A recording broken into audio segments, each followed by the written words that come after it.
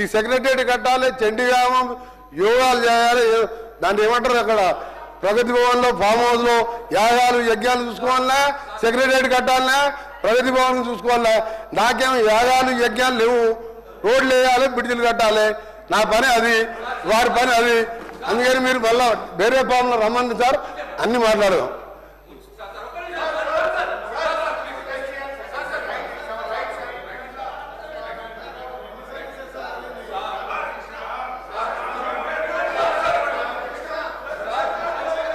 Sir sir sir thank you. 1 minute sir, 1 minute sir.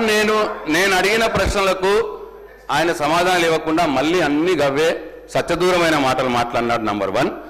Number two sir నన్ను యాగాలు చేసామని చెప్పి నన్ను అవమానపరిచినాడు, సెక్రటేరియట్ కట్టినామని అవమానపరిచినాడు. నేను యాగాలు చేస్తా సార్, నాకు భక్తి ఉన్నది, దేవుడి మీద భక్తి ఉన్నది సార్. నాకు వాటరు నీళ్ళు నేను అనను సార్. చేపల పులుసు నేను తినను సార్, ఎక్కడంటే అక్కడ సార్. ఇట్లా సార్ యాగాలు చేసామని అనుమానిస్తే ఇక దాన్ని మీకే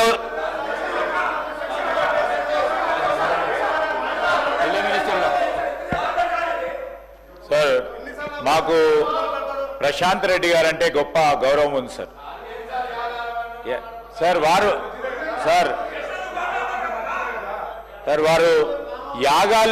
యాగాలు చేయటము తప్పని లేదు అధ్యక్ష. వారు యాగాలు చేయాలి, రాష్ట్ర ప్రజల గురించి క్షేమం గురించి ఆలోచన చేయాలి.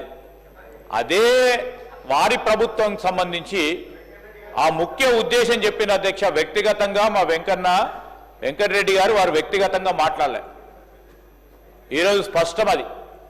ఈరోజు అందరూ కూడా ఇక్కడ అందరూ కూడా దేవుని నమ్మేవారు ఉన్నారు అధ్యక్ష. రోజు అందరూ కూడా పొద్దున్నే పూజ చేసి వస్తారు అధ్యక్ష. ప్రతి ఒక్కరు కూడా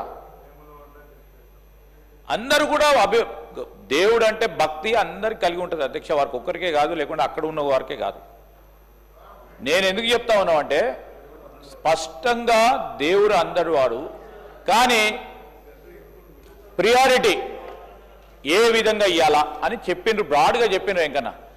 ఇప్పుడు వారి సమాధానానికి సంబంధించి స్పష్టంగా సమాధానం ఇచ్చిన తర్వాత కూడా ఆ విధంగా వారు సభ నుంచి పోవటం అనేది చాలా బాధాకరం, దురదృష్టకరం. ఎందుకంటే ఒకటే సంవత్సరంలో అధ్యక్ష మీరే ఆలోచన చేయండి, 4000 కిలోమీటర్లు, 10 సంవత్సరాల కాలం పాటు 3800 కిలోమీటర్లు. ఇదే చాలు అధ్యక్ష మా ప్రభుత్వం చేస్తా ఉన్న అభివృద్ధికి, మా లక్ష్యానికి. వారి ప్రభుత్వం 10 సంవత్సరాలు చేసిన అభివృద్ధికి ఇది బేరీదిగా తీసుకొని ప్రజలే బేరీది చేసుకొని ఏ ప్రభుత్వం ఏ విధంగా చేసింది, ఏ విధంగా చేయబోతోందని స్పష్టంగా మేము చూపెడతా ఉన్నాం. అయినా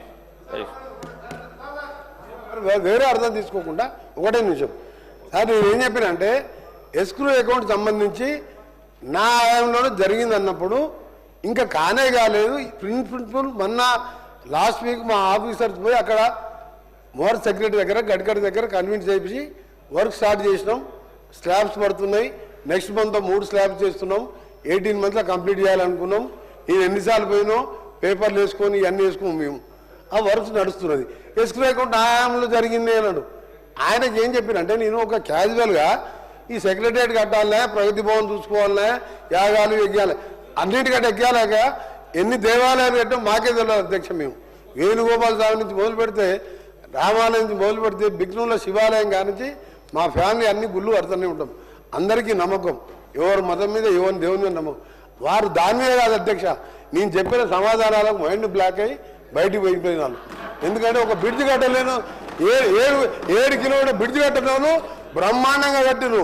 ఆఖరికి ఏం కట్టిన అంటే కూలిపోయిన కూలేశ్వరం కట్టిన తప్ప వాళ్ళతో ఏం కాదు.